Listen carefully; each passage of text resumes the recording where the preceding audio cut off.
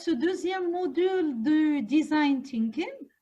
Avant de commencer ce deuxième module, ce serait bien de rappeler qu'est-ce qu'on a fait dans le premier module. Le premier module, c'était vraiment une découverte. C'est quoi le Design Thinking? C'est un nom vraiment un peu étrange qui peut être que pour les gens qui font de la création et tout. Et on a vu l'intérêt du Design Thinking pour les entrepreneurs, de l'auto-entrepreneur jusqu'à la grande structure. Et là, on va insister sur ça, c'est que ce Design Thinking, c'est un outil de management, un outil de réflexion pour produire et pour donner de meilleurs services aux clients qui sont la base. C'est les clients qui décident. C'est pas l'expert technique. Qu'est-ce que veut le client? C'est pour ça, en matière de vente, on dit aux personnes, arrêtez de vendre et questionnez. Parce que le fait, quand vous posez énormément de questions, ben, vous savez exactement qu'est-ce que veut le client. Maintenant, dans ce deuxième module, qu'est-ce qu'on va faire? Ben, on va faire la chose suivante, comment le mettre en place? Comment mettre en place le design thinking au sein de notre structure? Donc, comment faire? On rappelle, le design thinking permet d'apporter une réponse à une problématique donnée. Il permet de donner une solution innovante qui répond à ces trois principes fondamentaux. La désirabilité, c'est-à-dire est-ce que c'est désirable ou pas?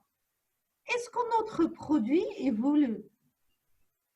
Ça peut être, on connaît tous des restos qui ont ouvert, qui ont investi énormément d'argent et puis il n'y a pas eu de clients. Pourquoi votre service va être apprécié? Vous qui êtes structure dans l'eau et de l'assainissement, par exemple, vous allez me dire, on va faire des techniques pour recyclage de déchets.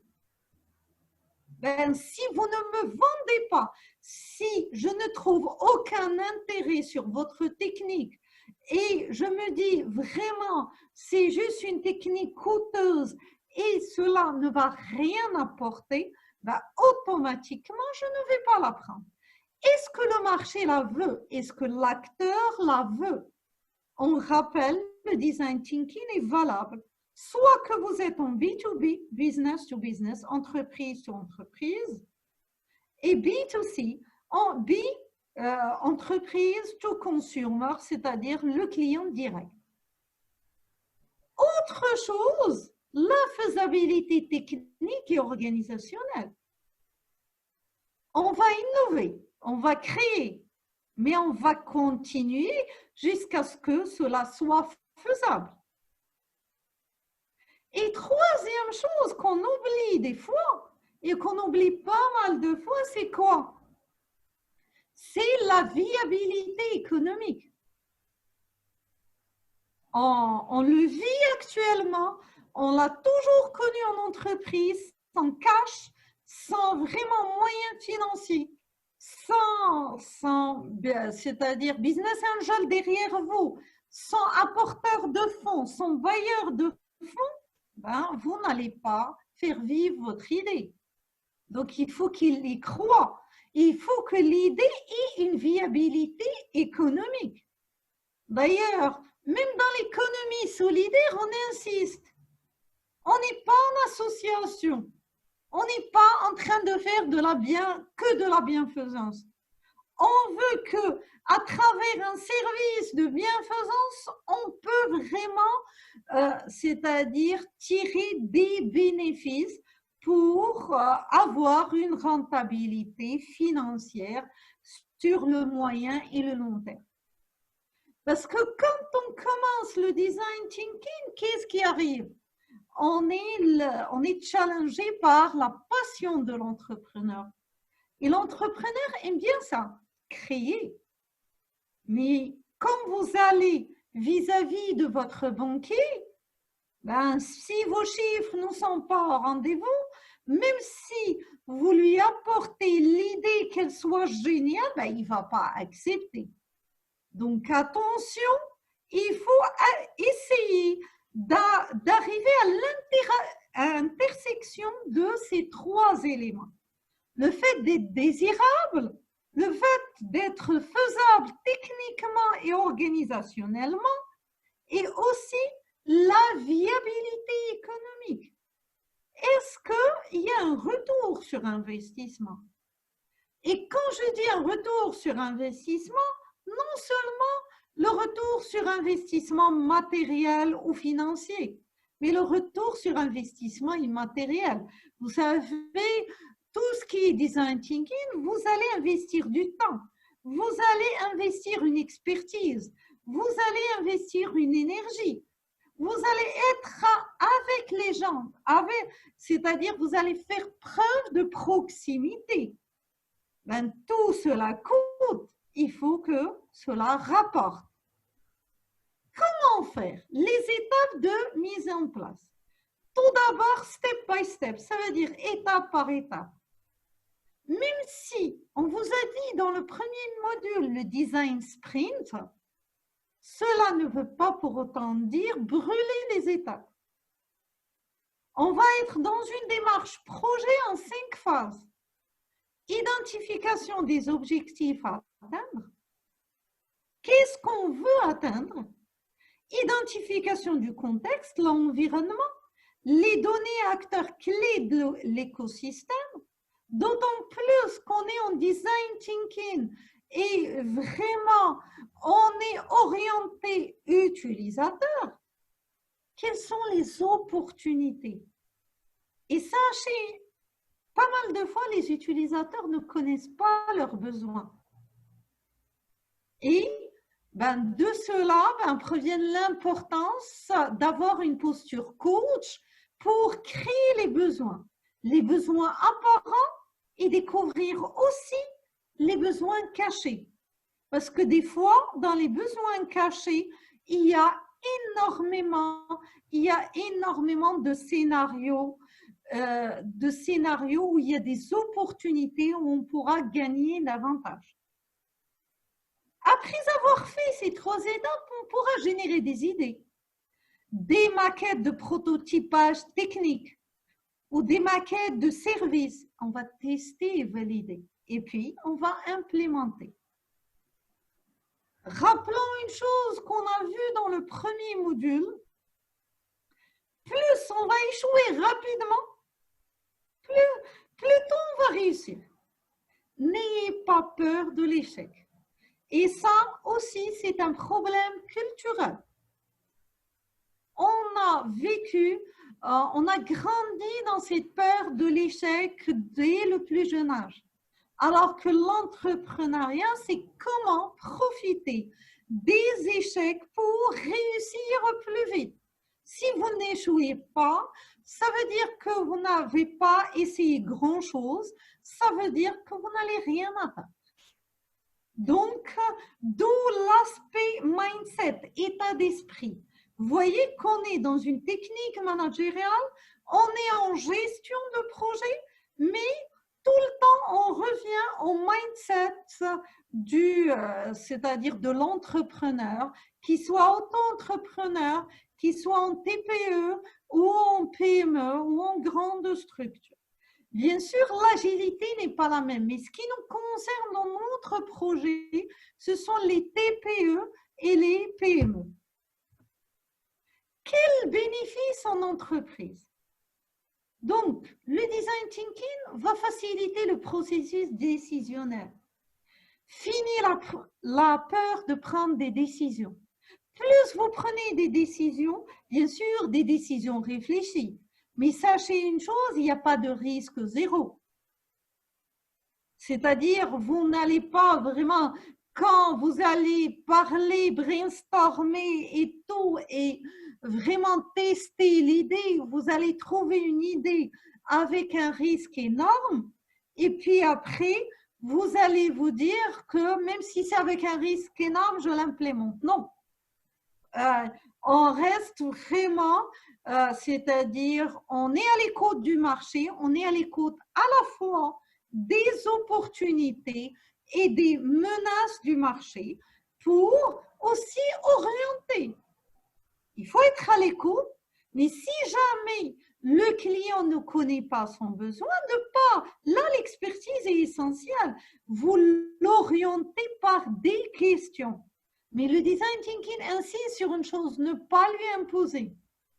Même si son idée vous paraît folle, essayez de le suivre et de lui montrer vraiment est-ce que son idée est favorable ou pas.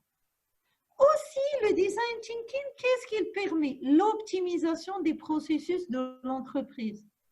On n'a pas de budget à perdre. On a vraiment le juste coût. On ne va pas faire des experts de l'étranger. On est les meilleurs experts et les meilleurs experts sont les gens du terrain. Donc, on va optimiser le plus de coûts possible et avant d'être dans l'état production, on va tester. Et quand on teste à une échelle réduite, ben, si le produit ou le service ne marche pas, ben, automatiquement on gagne. On ne va pas supporter de grosses pertes.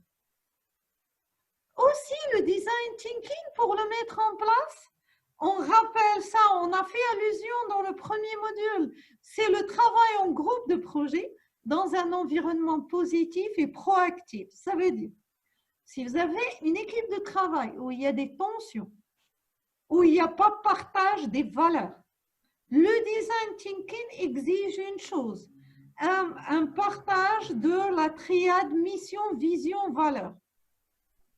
S'il n'y a pas cela, ben, automatiquement, vous ne réussirez jamais en design thinking.